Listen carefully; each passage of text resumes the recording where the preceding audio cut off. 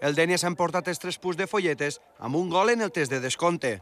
El Benidorm ha sigut millor, ha tingut les ocasions més clares, però el Dénia ha jugat amb ofici per a obtindre la 4ª victòria consecutiva.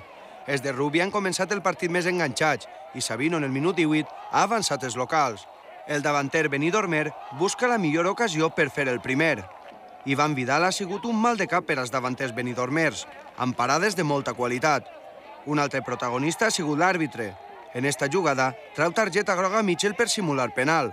Jutgen vostès mateixos. La primera arribada del Dénia ha plegat en el minut 30. Jorge, el més destacat del partit, creua massa el baló. El Benidorm continuava assejant la porteria d'un encertat Vidal.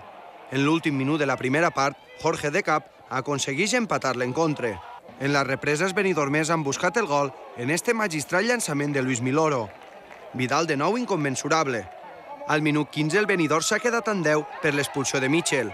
L'àrbitre torna a considerar que el jugador local es deixa caure en l'àrea. Doble groga i al vestidor. 10 minuts després, el col·legiat ha tornat a treure una groga per simular penal. Esta vegada Manolo Bueno en l'àrea benidormera. El conjunt de la Marina baixa a buscar la victòria a la desesperada, mentre que el Dénia, a la contra, ha desnivellat el marcador. De nou Jorge ha batut Adrián. Al remat, derrota del Benidorm, que ha fet encendre l'entrenador local. El Benidorm, ni con esa decisión arbitral, puede perder con el Dénia. Este es uno de los partidos en los que gana el más listo.